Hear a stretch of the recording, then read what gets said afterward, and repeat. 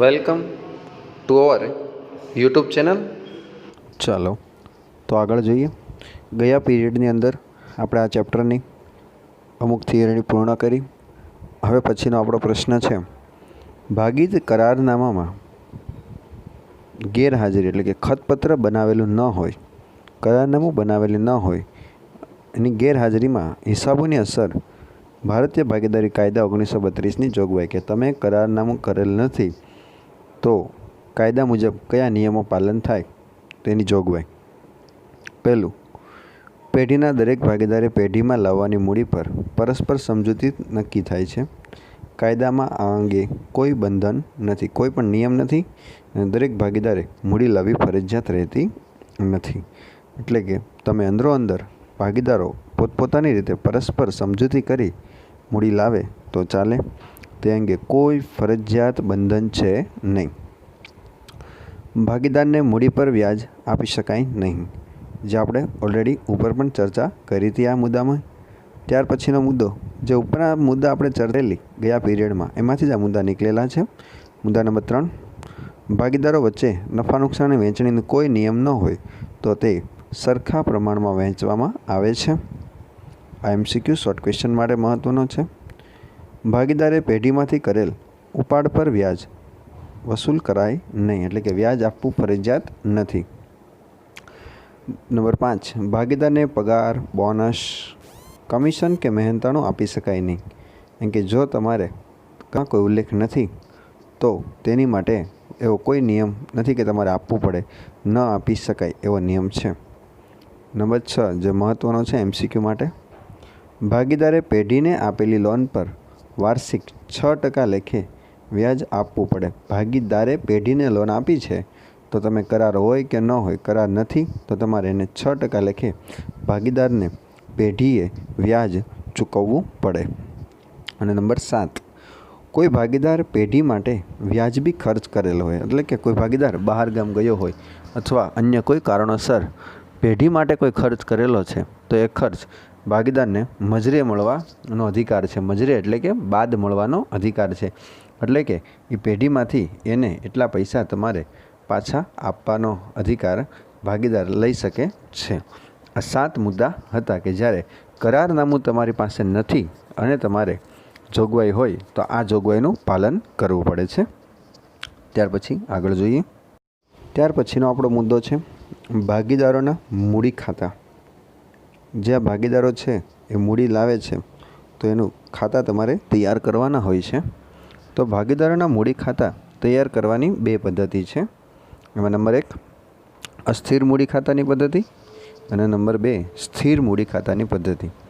તો અસ્થિર મૂડી ખાતાની પદ્ધતિનું બીજું નામ છે હંગામી. જે MCQમાં ને શોર્ટ ક્વેશ્ચનમાં પૂછાય કે અસ્થિર મૂડી ખાતાની પદ્ધતિનું બીજું નામ શું, તો હંગામી મૂડી ખાતા પદ્ધતિ. અને સ્થિર મૂડી જે કાયમ સરખી રહેવાની છે એટલે એનું બીજું નામ છે કાયમી મૂડી. તો આપણે પહેલું જોઈએ, અસ્થિર એટલે કે હંગામી મૂડી ખાતાની પદ્ધતિ. અસ્થિર કે જે સ્થિર ન રહે, તો એની વ્યાખ્યા એવી છે, જોઈએ મુદ્દા નંબર 1, ભાગીદારીના મૂડી ખાતા રાખવાની જે પદ્ધતિમાં ભાગીદારના મૂડી ખાતાની વર્ષની શરૂઆતની બાકી અને આખરની બાકીમાં ફેરફાર જોવા મળતો હોય. આ ખાસ અંડરલાઇનિંગ કરવાનું આપણે. શરૂની બાકી અને આખરની બાકીમાં ફેરફાર જોવા મળતો હોય તેને અસ્થિર અથવા હંગામી મૂડી ખાતાની પદ્ધતિ કહેવાય છે. એટલે કે વર્ષ શરૂ થયું હોય ત્યારે એની પાસે જે મૂડી છે, ત્યાર પછી વર્ષ દરમિયાન જે અન્ય ખર્ચ કરેલા હોય એ ખર્ચ એમાંથી બાદ થાય, ત્યાર પછી એની આવક છે, નફો છે એ એમાં પ્લસ થાય. અંતે વર્ષ દરમિયાન આખા તમામ વ્યવહારો પૂર્ણ થઈ ગયા બાદ એની આખરની મૂડી તૈયાર થાય. તો વર્ષની જે શરૂની મૂડી છે અને વર્ષની આખરની જે મૂડી છે એમાં હવે ફેરફાર જોવા મળશે. અને આ ફેરફાર જોવા મળે એટલે આ પદ્ધતિને કહેવામાં આવે છે અસ્થિર અથવા હંગામી મૂડી ખાતાની પદ્ધતિ કહેવામાં આવે છે, જેમાં વર્ષની શરૂની અને આખરની મૂડી ક્યારેય સરખી જોવા મળતી નથી. ત્યાર પછીનો મુદ્દા નંબર 2 જોઈએ. આ પદ્ધતિમાં ભાગીદારોના અસ્થિર મૂડી ખાતા તૈયાર થાય છે. એટલે કે ફક્ત તમારે મૂડી ખાતા તૈયાર કરવામાં આવે છે, બીજું કોઈ ખાતું અહીંયા તૈયાર થતું નથી. ભાગીદારોના મૂડી ખાતા, જેમાં એક બાજુ ઉધાર અને બીજી બાજુ જમા. હંમેશા મૂડી ખાતાની જમા બાકી હોય એટલે આપણે જમા બાજુ બાકી આગળ લાવ્યા લખીએ છીએ, અને જેની જમા બાકી છે તો એની આખરની બાકી ઉધાર બાજુ, એટલે અંતે લખેલું હશે તમે જોઈ શકો, બાકી આગળ લઈ ગયા. આ બાજુ તમે જોઈએ જમા બાજુ, તો ભાગીદારને જે આવક છે એ તમામ આવક જમા બાજુ લખાય. તો જોઈએ મૂડી પર વ્યાજ એ ભાગીદાર માટે આવક છે, પગાર એ ભાગીદાર માટે આવક છે, બોનસ એ ભાગીદાર માટે આવક છે, કમિશન એ ભાગીદાર માટે આવક છે, મહેનતાણું એ ભાગીદાર માટે આવક છે, અને નફા નુકસાન ફાળવણી ખાતાથી નફો છે એ પણ આવક છે.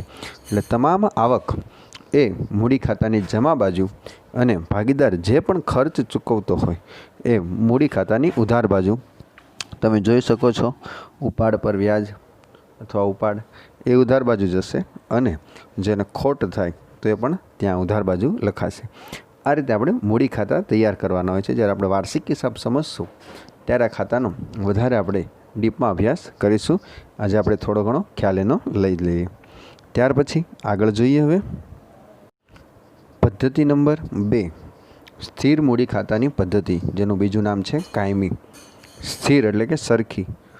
તો વ્યાખ્યા જોઈએ.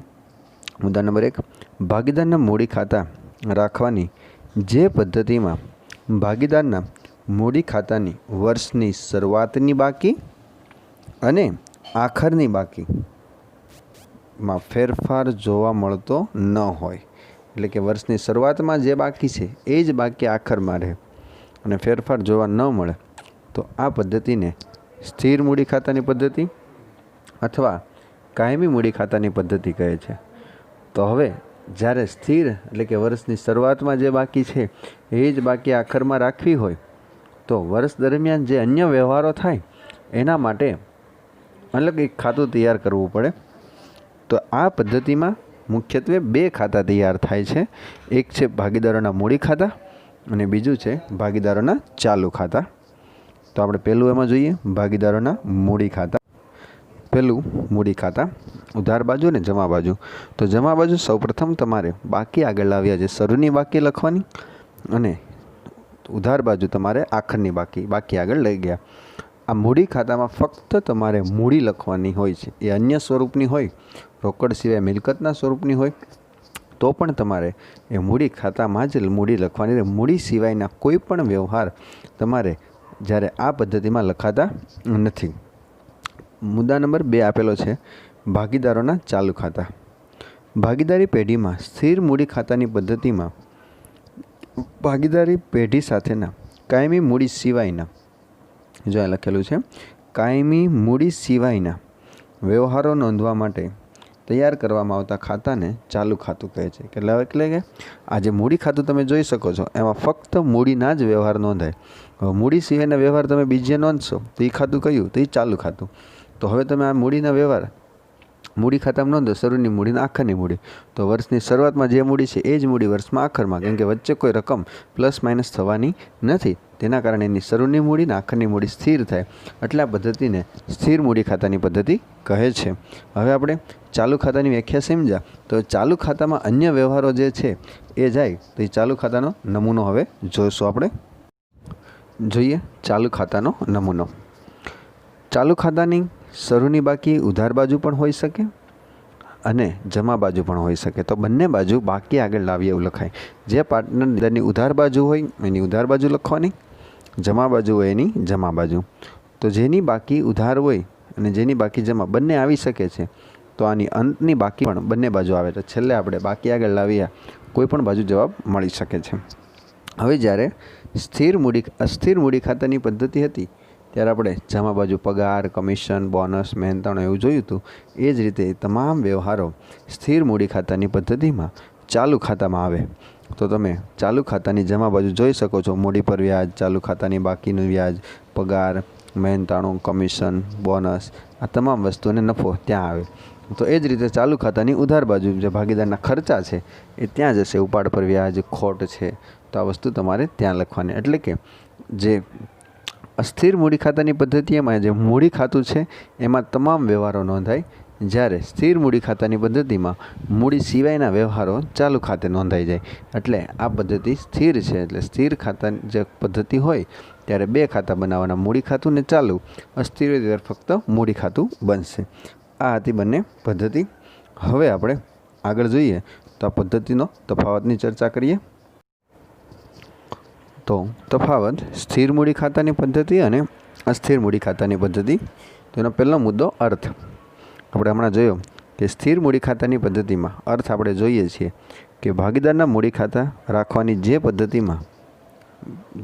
પદ્ધતિમાં સામાન્ય રીતે ભાગીદારના મૂડી ખાતાની વર્ષની શરૂની બાકી અને આખરની બાકીમાં ફેરફાર જોવા મળતો ન હોય તો એ કેવી હોય? સ્થિર હોય. જ્યારે બાજુમાં તમે જોઈ શકતા હશો કે ફેરફાર જોવા મળે તો એ કઈ પદ્ધતિ હોય?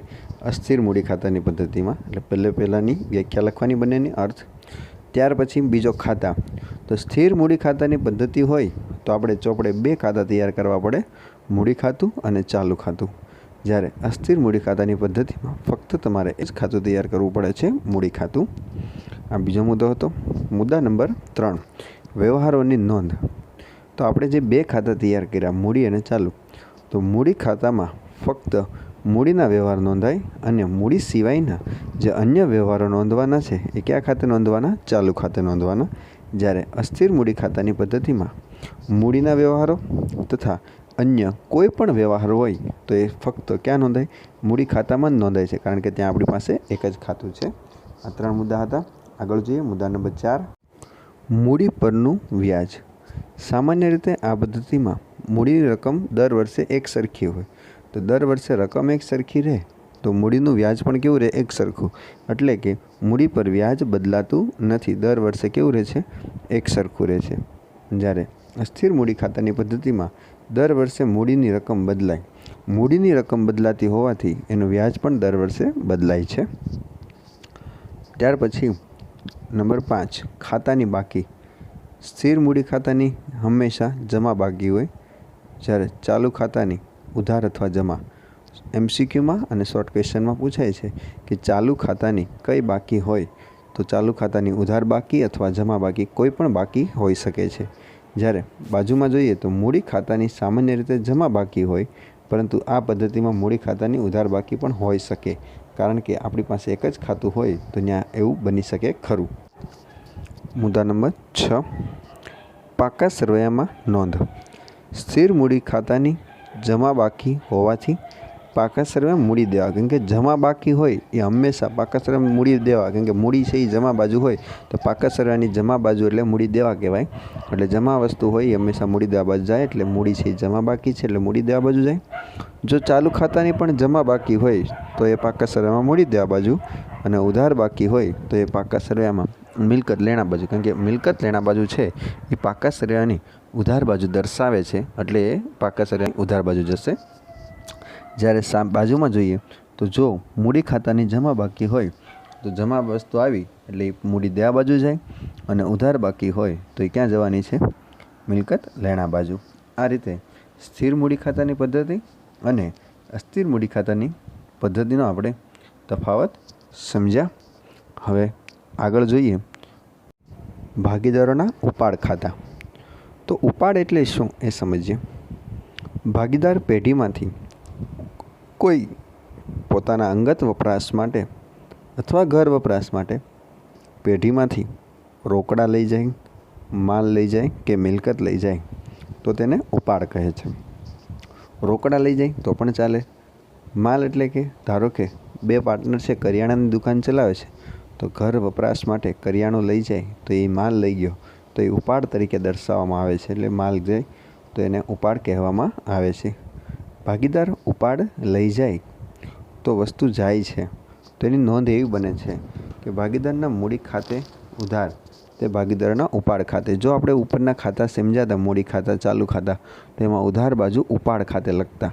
તો મૂડી ખાતાની ઉધાર બાજુ હોવાથી એની આમ નોંધ એવી બને કે ભાગીદારોના મૂડી ખાતે ઉધાર તે ભાગીદાર ઉપાડ, કેમ કે ઉપાડ હંમેશા ઉધાર હોય અને ઉધાર હોય એ બંધ થાય એટલે એની ખાતું બંધ થાય એટલે ઉધાર વસ્તુ હોય જમા થાય એટલે ઉપાડ જમા થઈ ગયો.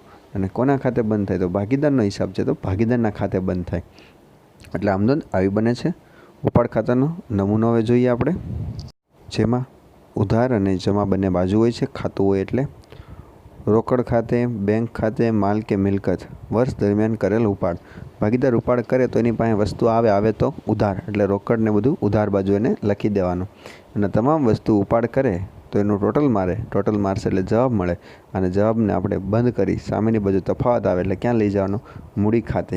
એટલે તમે આમનોંધ તમે જોઈ શકો, જો ઉપાડ ખાતું જમા થયું તો ઉપાડ ખાતું આપણે આમનોંધમાં જમા છે તો ઉધાર અંદર કોણ હોય? મૂડી. આપણે ઉપર લખવું ભાગીદારોના મૂડી અને ચાલુ ખાતે. આ આપણે ઉપાડ ખાતું સમજવા માટેનું છે, જે આપણે તૈયાર કરવાનું ક્યાં આવતું ન હોય. અહીંયા આપણે આ ચેપ્ટર નંબર 1ની ભાગીદારી વિષય પ્રવેશની થિયરી પૂર્ણ થઈ. તમામ થિયરી બંને પીરિયડની થિયરી એક વખત ધ્યાનથી વાંચી લેવી, જે ક્વેશ્ચન માટે ખૂબ જ મહત્ત્વની હોય છે. તદુપરાંત અમુક પોઈન્ટ છે આપણે દાખલા માટે પણ ઉપયોગી રહેતા હોય છે. ત્યાર પછી હવે આપણે આગળના પીરિયડની અંદર દાખલા તરફ જશું.